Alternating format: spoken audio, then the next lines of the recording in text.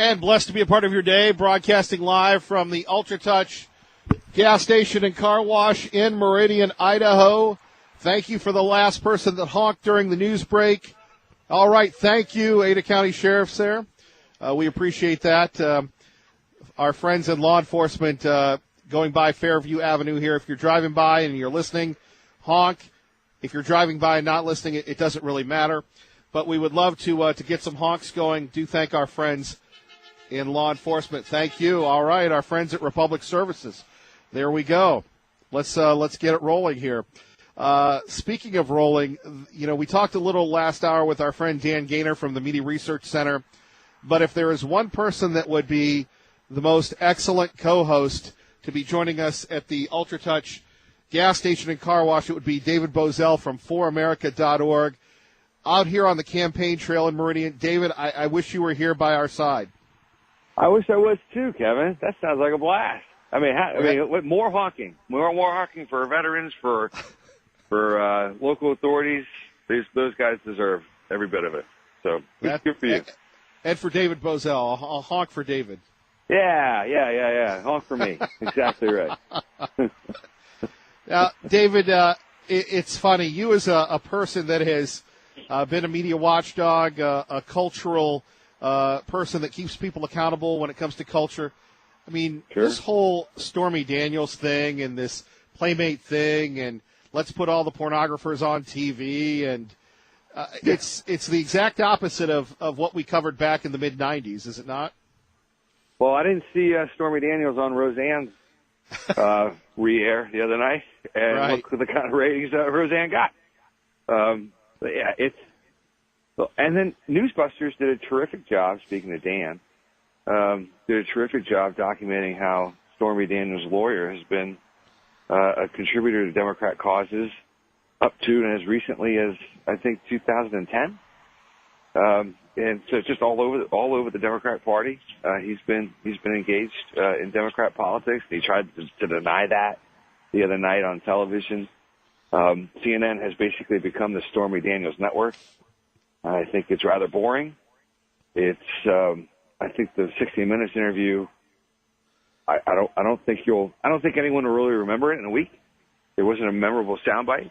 There wasn't a memorable accusation. But to the extent that there was an accusation, nothing could be verified. Nothing could be backed up. The president's been silent about it, which is that's kind of raised the ire of the press, and people raising eyebrows because he's never silent about anything. So why hasn't he commented on Stormy? There must be something there. I don't know. I think it's just a rather silly, ridiculous story that no one's really paying too much attention to, and that's why CNN's ratings are in the toilet. David Bozell joining us. Kevin Miller here, KIDO Talk Radio. David's from foramerica.org. We're at UltraTouch in Meridian, right on Fairview Avenue till 9 o'clock today. Yeah, David, but, and Sean Hannity hit it out of the park. I guess he watched CBS's 60 Minutes Overdrive or Overtime, and I guess Anderson Cooper really was getting specific. I watched the interview, and I'm going, Anderson, mind your own business. I mean, where was his decorum? It was like, I'm trying to think, Anderson Cooper became Jerry Springer. Sean Hannity was like one of a dozen people that may have watched that CNN or CBS Overdrive. Yeah, exactly. I guess Sean's watching it, so we don't have to, I guess. Yeah. Well, Sean's looking out for us. Yes. They're kind of, the press is really kind of clutching at straws. Now, look, I don't want to be dismissive of someone having an affair, especially when their wife is pregnant. I don't want to be dismissive of that stuff. Because that stuff is serious, and we do need to be, character matters, character counts, and I don't want to be dismissive of that. But the press has just gone sort of, they can't find anything with regards to collusion in the Russian investigation. There's nothing there. There never was. So this is character assassination of the highest order. Folks, this will just continue. There'll be more type of Stormy Daniels type stuff throughout the entire summer and into the midterm elections. Whether it's true or not, just the rumor, the accusation, that'll be front page news for these guys. They're out to destroy the president and anybody associated with him. It's a playbook that they've run for many cycles against many Republicans. Some fight back better than others, and I think eventually you'll see the president counterpunch. But Anderson Cooper and these guys, I mean, it's salacious programming. But you look at the ratings, you look at the evidence, the interest level. I just don't think it's there on our platforms. We got 8 million folks on Facebook, Twitter combined. It's just not a huge topic of conversation, and people just have just sort of kind of stiff-armed it like the Heisman Trophy. David Bazzel joining us here. Kevin Miller in the morning. Let's get to this. A couple pieces from foramerica.org that the GOP is actually funding sanctuary cities. Yeah, that was in the spending bill. Kevin, when the president said on Friday, when he signed the bill and he said, "I'll never sign a spending bill like this ever again," I think that those words may be the most consequential of this presidency going forward, especially when it comes to domestic policy. If he adheres to that, to that commitment, all of Washington should be quaking in their boots. If he doesn't, he'll be a one and done president. His party will be a one-term majority. I mean, they're going to have another opportunity at this in September. Another crack at this in September. Remember, this bill just funded $1.3 trillion, folks, for 6 months. It's just an incredible figure for such a short period of time of our taxpayer dollars. And the president was rightly ticked off, but he had a role in it. He signed it. He is a co-equal branch of government. Could have vetoed it, threatened it. But then he says, "Look, I'm never signing a bill like this again." Now, if he signs a bill that's at like 1.2 trillion instead of 1.3 trillion and tries to, throw the wool over everybody's eyes, that's just not going to fly. Especially in today's day and age, especially, with social media, especially with everyone so connected with the news today. That kind of thing's not going to fly. He signed a bill that funded sanctuary cities. There's no escaping that reality. He signed a bill that did not provide barely a penny for his wall. It actually went so far as to prevent him using concrete, Kevin. You can't even use concrete with this money that was allocated. I don't know what you're building if you can't use concrete. He funded a major train, an underground train, for Chuck Schumer between New Jersey and New York City. He funded Planned Parenthood to the tune of $500 billion. Planned Parenthood will spend probably that much money in advertisements running against Republicans. Essentially, he funded his own opposition with taxpayer money. So it's probably these spending bills, and we've done this 10 times in a row, where we wait to the last second. These spending bills have been the low points of his presidency. And these are not, Congress is doing this intentionally. This is not an accident. Dave Bratt mentioned this in an op-ed on Fox News this morning. And this has become intentional. When you have these spending bills happen 10 times in a row in this kind of a format, this is the swamp giving a middle finger to the president. And he took it. And I understand the funding the military, and I'm supportive of that. Now that that's done, it's going to be up to him to adhere to his words about never signing a bill like this again. And that's going to be, grassroots America, everyone that put him in office, those are the words to now hold him to. He'll never get his wall if he signs a bill like that again. David Moselle joining us from For America, foramerica.org. Kevin Miller at KIDO Talk Radio and UltraTouch Car Wash in Meridian on the campaign trail. We love having David here, still holding on to the top spot as the number one newsmaker. Kevin, who's my competition here? Is it Dan? I know Dan. I could. I know Dan, and I know some Italians who can take care of Dan. So we can just sort of rub that out and be done.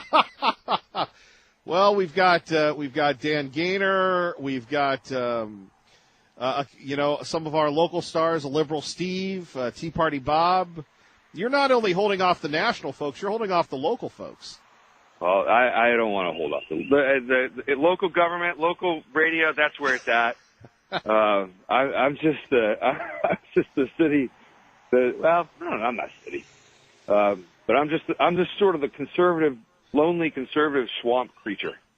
Hey, speaking of which, did you go to Sun Valley to ski yet? No, but I am going to. This is going to really might actually knock me off the perch. Right, I remember this. I'm actually going to Park City next week. I thought you were going to swing in and hang out with us. I got kids, and they need to inner tube, and there's like this terrific whiskey brewery, the whiskey distillery that's calling my name. Yeah. And there's just all these fabulous things, but Sun Valley is on my list. Wait. Here's the other thing that actually might get me kicked off. After Park City, I think I'm going to Whistler for a conference, and I'm kind of sort of flying over Sun Valley, which is just actually worth it. I'm not doing myself any favors.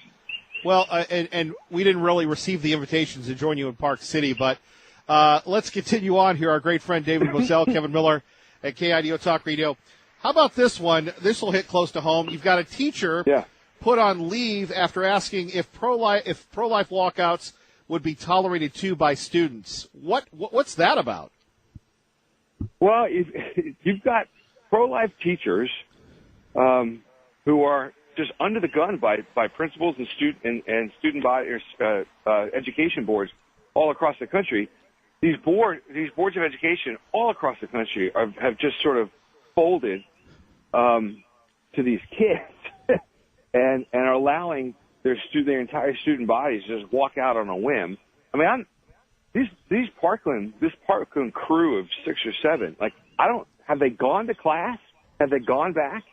It's either on CNN, it's Stormy Daniels for 40 minutes, and then they break in for David Hogg, who wants to take away our Second Amendment for 10, and then it's back to Stormy Daniels. And that's been CNN for the last week and a half. But you've got teachers all across the country that, some are just starting to raise their voice and say, look, why can't we provide time for those folks who, want to go march in the March for Life? And they're just getting, slapped on the wrist, by these boards. So it's a terrible situation that, again, people just have to, there's just like this Facebook thing that's going on. People have to be aware and just never be silent about having, their First Amendment rights. Never allow these so-called positions of authority to student boards to silence them. We're in a counter-punch culture right now. Trump kind of sort of led us to that culture, and the left is hell-bent on silencing us, and there's just we must continue to be vocal. And so you get some teachers across the country that are trying to do exactly that. They're getting punished, but it's up to us to shine a light on that and give them the support that they need. David Moselle, we always appreciate you. Hopefully we'll talk to you before you head out west, but safe travels. Any predictions for the week or the weekend on the Wacky Zany Sunday shows? Wacky Zany Sunday shows. Easter Sunday. There'll be not much. People will kind of duck and try to avoid the Sunday shows. Watch the Final Four with Villanova and Loyola. There's like a 50% chance that God's going to be represented in the championship game. So there you go. David Bozell, foramerica.org. Have a great day, sir. You too, Kevin. Take it easy. You too. All right, our great friend David Bozell. Hey, folks, here we are. We've got Senator Nonini's going to join us at Ultra Touch. We would love to see you, and don't forget, between now and 9 o'clock, we'll have a gas card to give you, valued at $25. I'll tell you how you can win that next. And by the way, it's been a while since we've had the honks, so if you're driving by Fairview and you see the big blue tent now that the sun's coming out, give us a honk. If you're not listening, still give us a honk. Kevin Miller, KIDO Talk Radio. In response to heavy criticism over his travel expenses, President Trump fired Veterans Affairs Secretary David Shulkin and said he planned to nominate his personal physician, Rear Admiral Ronnie Jackson, to replace him. In a statement, the president praised Jackson as highly trained and qualified. But AMVETS, a major veterans organization, expressed concern over Shulkin's dismissal and the president's intention to nominate Jackson, whom they worried lacked experience to run the huge department. The VA is the government's second largest department, responsible for 9 million military veterans. At the White House, John Decker, Fox News. And we continue on at 580-5436, 580-KIDO. Kevin Miller in the morning. Want to remind you, Senator Nonini will join us coming up after the news. And if you're driving around at the old Ultra Touch in Meridian, give us a honk. We've had several people coming by honking today. Do appreciate our folks in law enforcement, in the sanitation industry, giving us the honks. And, again, the most eclectic audience here in the Treasure Valley. We so appreciate it. You know, Rocky Barker, I know that's Tea Party Bob's one of his favorite columnists. And by the way, Tea Party Bob will be here signing autographs as well, color pictures of himself and the Gem State Patriot. But Rocky Barker doing a good piece here on the Wilkes brothers and whether or not, and Rocky's been covering the Wilkes brothers for a while concerning this new trespass law. And I know our friend Ted is very upset about this and others. If you're just waking up, the governor allowed this bill to become law, and it revises private property notice requirements and increases trespassing penalties from the statesman here. Law enforcement and sportsman groups have lingering questions about the measure, and we have the governor signing this, but he said that he's concerned. Now, if he's concerned about it, the governor in the past who's had no problem vetoing things, I don't know why he didn't veto it, but it's interesting, Rocky, who he likes to stir it up. He's on the trail of the Dan and Ferris Wilkes brothers. Now, these Texas billionaires, I've got to be careful because they got so much money, they could buy a little KIDO Talk Radio and, you could come see me at the Ultra Touch. I think I could get a gig here maybe. Well, no, I'd have to work. Okay, anyway, regardless of that, they've been buying a lot of property here in the state, over 172,000 acres of forest. So Rocky's been on the case. By the way, keep up the honks. We need it. The suits back in Boise go, oh, Kevin Miller, you out in the streets. No one will ever notice. So the honks go a long way to ensuring that we can do this again.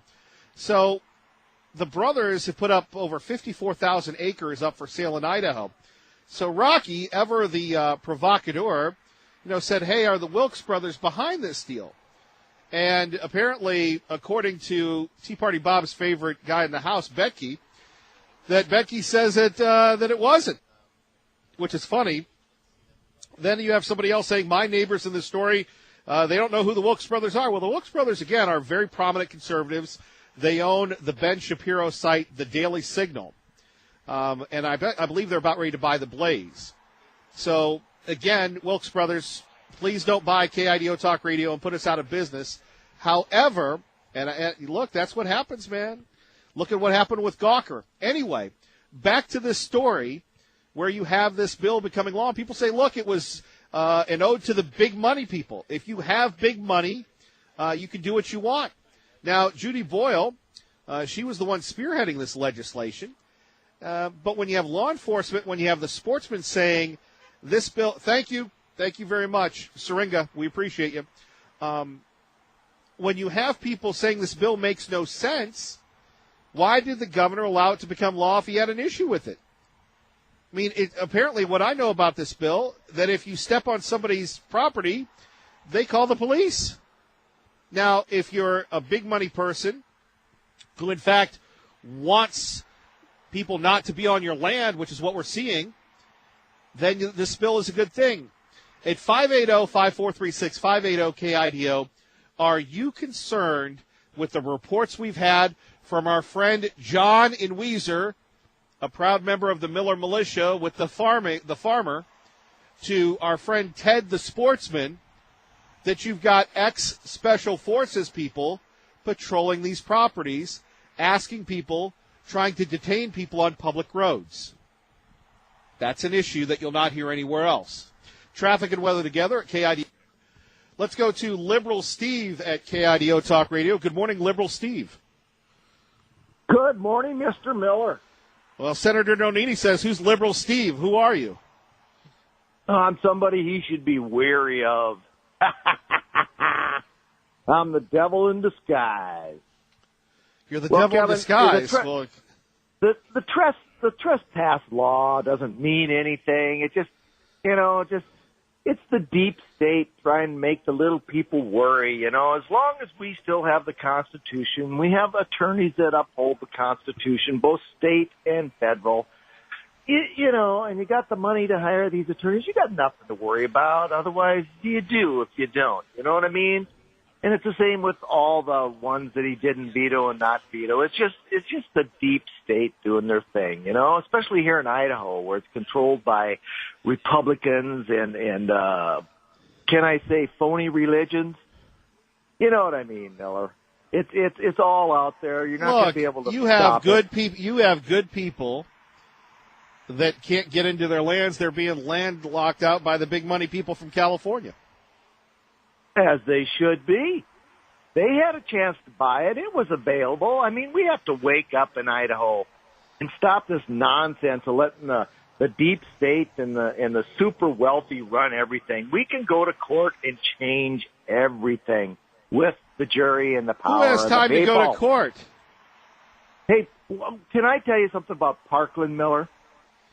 No. If 20,000 children were killed in Parkland, in the state of Florida, in 1 year, you think we'd do something about it?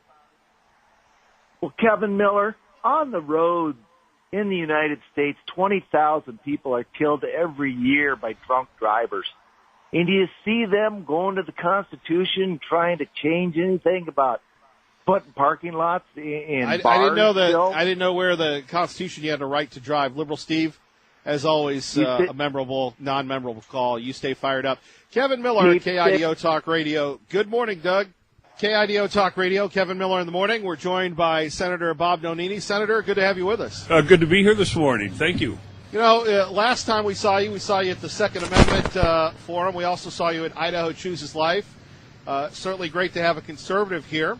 Let's talk a little bit about the state of Idaho and the state of conservatism, sir. I think it's great. Idaho's a great state, obviously, and one of the most, if not the most conservative state in the country. It's born and raised in Idaho.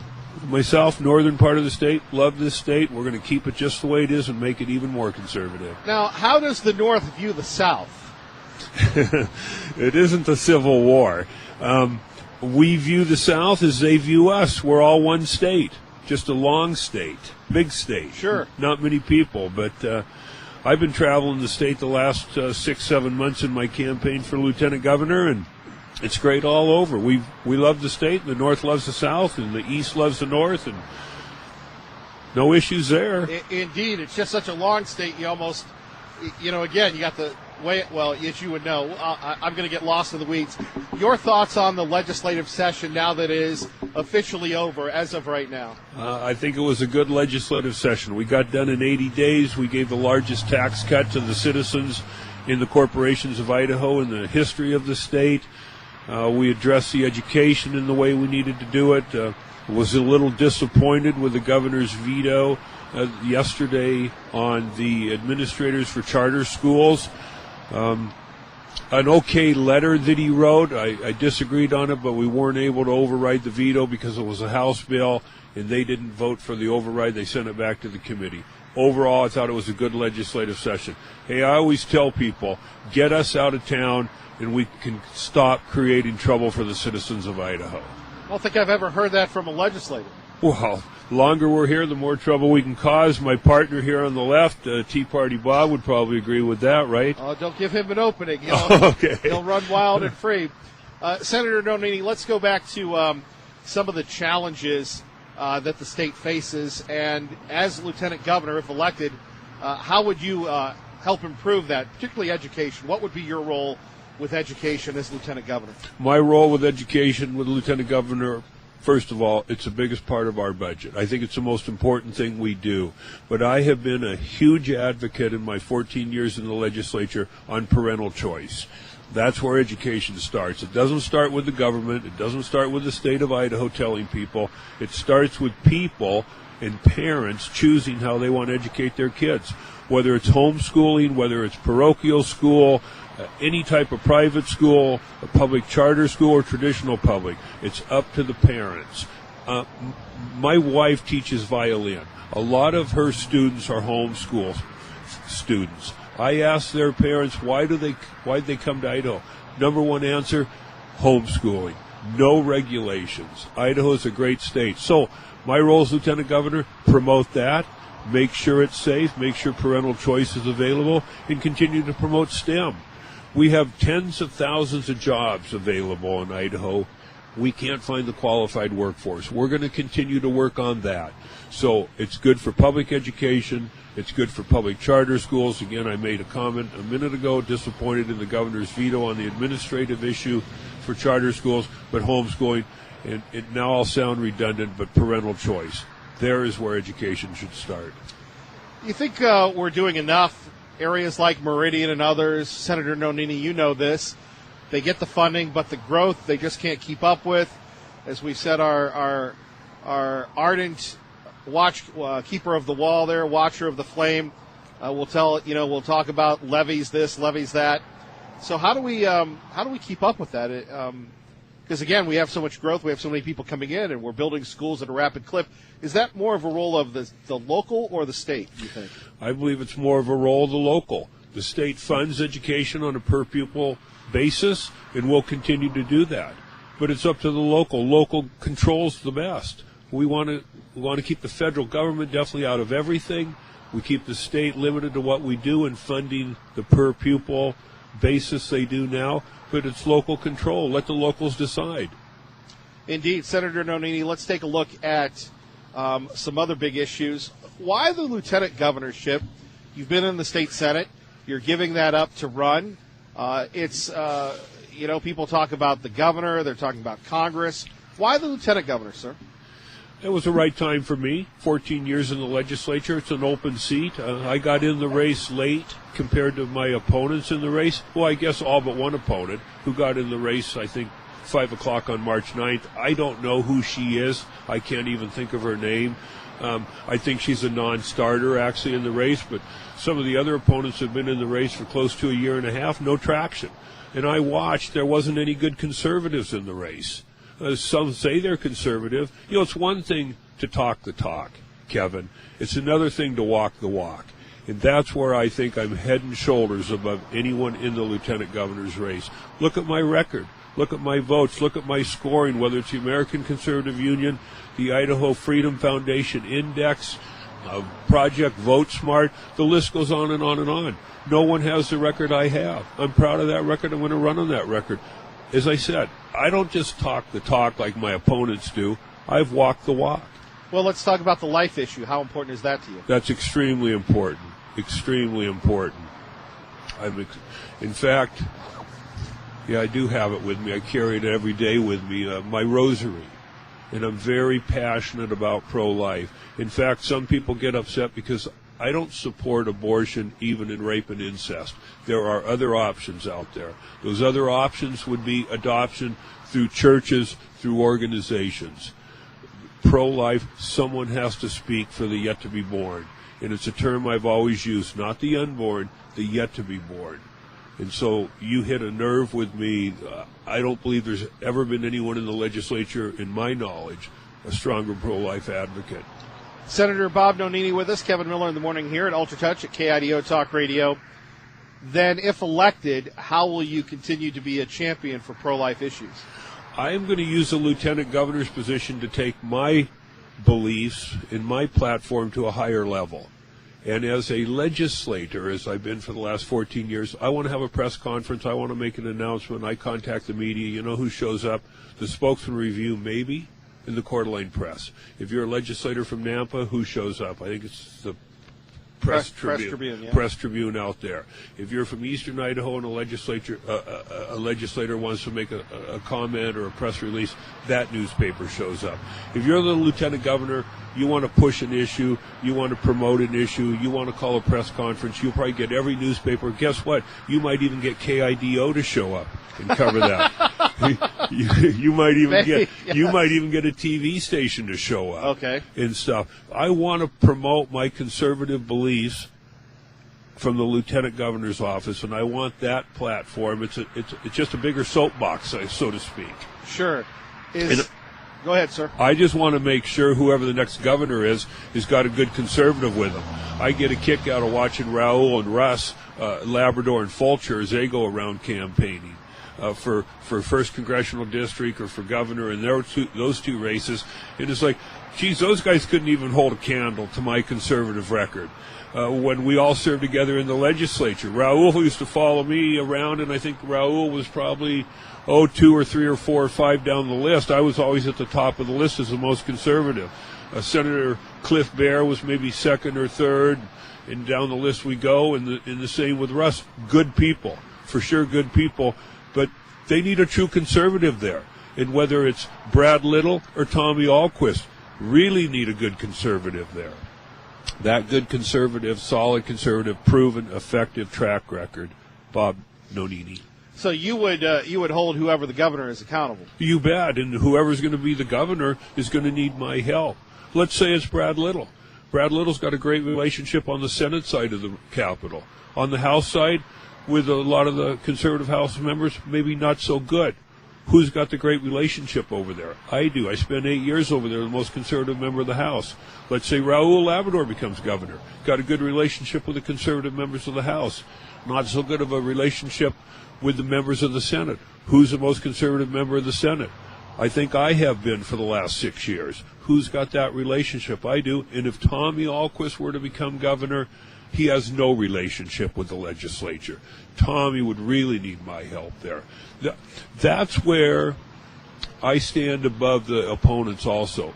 Nobody has those relationships with the conservative members of the House or the Senate or the overall bodies of both sides, but Bob Nonini. Senator Nonini, let's talk about jobs. We've had a lot of growth, planning for that growth. We see it across the state where, the roads are being flooded. We have traffic in Meridian. Well, maybe not this week because of spring break, but that's an issue. That'll be probably another item for the legislature next time around. Your thoughts on growth and what's the state government's role in handling it? The state government's role in handling that, and Idaho Transportation Department has done a ton of their construction in the last few years with the dollars they have. Now, under Governor Kempthorne years ago, we did do Garvey, and we've utilized Garvey up, the dollars that were available for the bonding. So whether they try to bring another Garvey-type situation in the future, and I have supported it, and I have opposed it over the years. I think it needs to look at a statewide issue. The State Transportation Plan, they refer to it as the STIP, State Transportation Improvement Plan, and what are the needs and what moves up the list, what doesn't move up the list. And we have issues not just down here. You keep saying Meridian. I get that. That's where you live. I come from the northern part of the state. We have issues up there. I'm driving to Coeur d'Alene today up Highway 95. You know what that's been like for 20, 30 years. We're finally making some improvements. Yeah. So it's got to be a balanced approach, but we're not going to go into debt doing it. We're going to continue to do it the proper way, and the proper way is how we've done it in the past. I'm not a big proponent of bringing more Garvey funds forward. Now, you'll have to explain to me what Garvey is. Garvey is gas anticipated revenue, and it's using the federal money that we get every year to issue bonds, and then we service the bond debt with the federal money. But that takes money away from immediate work also. So I think when Governor Kempthorne did it, it had some good merit. I think as we've continued to use it the last few years, I'm not so sure it's got such good merit. And I voted against a couple of transportation bills the last few years because we were utilizing Garvey to a degree that I thought was unreasonable. Now there'll probably be some Meridian, Nampa, Caldwell legislators that I served with and knew how I felt about it and how that bill passed a couple years ago. I believe it was House Bill 312. It passed at 12:30 at night. And it was a conference committee. I remember that. Yeah, it was a conference committee that came together, 3 senators, 3 House members, and where's the public input? That is not a way to pass legislation. It's 12:30 at night on the Senate side, 2 a.m. on a Saturday morning on the House side, no public hearings for people to come in and testify. That bothers me. It needs to be an open, transparent process. All right, Senator, I need you to say you're Bob Nonini and you approve this message. How about that? I'm Bob Nonini, and I've approved this message. More coming up with Senator Nonini next. Kevin Miller, KIDO Talk Radio. And good morning, broadcasting live from Ultra Touch Car Wash in Meridian. Kevin Miller along with Senator Bob Nonini. Senator, before we get back to the transportation, you, myself, and Tea Party Bob were going back and forth on the repeal or lack of repeal of the state's grocery tax. That's something you feel very passionately about. You wanted to share with our listeners? Yeah, I feel very passionate about that. Coming from the northern part of the state, the Panhandle, and I live between Coeur d'Alene and Post Falls. I live about 10 miles from the Washington-Idaho border. And people can go over to Liberty Lake, Washington and buy their groceries. It takes 5 or 10 minutes from the Post Falls area. And they're buying their groceries over there, no sales tax on food in Washington. And we've done this in Idaho. And, of course, there was a big issue a year ago in the legislature where it passed overwhelmingly. We went sine die. The governor vetoed the bill. The governor was taken to court, Supreme Court, and what the Supreme Court ruled to uphold the governor's veto was a disaster. That legislation never came back this year because we dealt with income tax reductions, corporate income tax reductions. That bill needs to come back, and it needs to come back ASAP next year, where we can repeal the sales tax on food. We've got an amazing growing economy, the fastest in this country, the state of Idaho. We don't need sales tax on food. And I talk about just northern part of the state. There are other parts of the state that are close to border communities. When you get out to the Nampa, Caldwell, and further west there, and Fruitland in that area, where the people in that area can go over to Oregon and buy groceries. Or if you can get into Wyoming or Montana, depending on where you might live in Idaho. Maybe it's not a big deal in Boise. I believe it is a big deal because the low-income people, everybody has to eat. It drives me crazy. We got to address that issue. We've got to address it immediately next year. That should be the next tax reduction we do in Idaho. That is removing sales tax from food. Traffic and weather together, Cameron. Okay, Senator Nonini, one more time. I'm Bob Nonini, and I approve this message. I'm Bob Nonini, and I approved this message. Fair enough. Let's get back to the transportation, the funding, and the jobs. How is that all related? Well, when I was talking about that earlier before the prior break, was about the economy in Idaho. And if we can continue to promote the good economy and people making more money and wages going up in Idaho, and I believe right now we're the fastest growing state in personal income in the country. I saw that the other day in the newspaper. Then we'll have more revenue coming in, and we can start to address some of the issues that Governor Otter hasn't wanted to support, and that's using general fund dollars for roadways. And if we could start to use some of the general fund dollars for roadways instead of just dedicated funds, as it has been in Idaho, then we would have more money into the transportation department. But that's going to be a political issue, and that's going to be an issue the legislature is going to have to deal with. I won't be in the legislature next year. I'll be in the lieutenant governor's seat. But those are some of the issues that come up. If there is a tie in the Senate, the lieutenant governor gets to vote. I'd love to be able to break a tie vote. Would there be a tie vote in issues like that? We need to look at funding for ITD. You bring up the issue about the growing population in the Meridian area, fastest growing in the state. We need to address the roads, but we need general fund dollars to go into that also. We just can't raise gas taxes. Let's raise gas taxes another nickel. Let's raise gas taxes another dime. We've got revenue coming into the general fund, but we haven't been able to use general fund dollars other than the surplus eliminator from a couple years ago, and that's just a few $1 million. So there is a way with a growing economy and a growing general fund and get some of the general fund dollars on the roads also. Senator, we've got a few seconds left. Anything else you'd like to share with us? We appreciate you coming out to Ultra Touch today. This is nice, and I like the weather. You know, we sit here a few minutes more. I guess this big sign might be blocking when the sun comes up. My wife and I are headed to Coeur d'Alene later today. I'm looking forward to the drive up there on a nice day. No snow, no rain, and what a great state. I just encourage people in the lieutenant governor's race that's coming up, look at the records. Look at where I've stood for the last 14 years. Compare my record to my opponent's record. Remember what I said. Bob Nonini walks the walk, just doesn't talk the talk. Senator, thank you. Thanks. Have a good day. Have a good weekend. Go Alabama. Roll Tide. Good morning.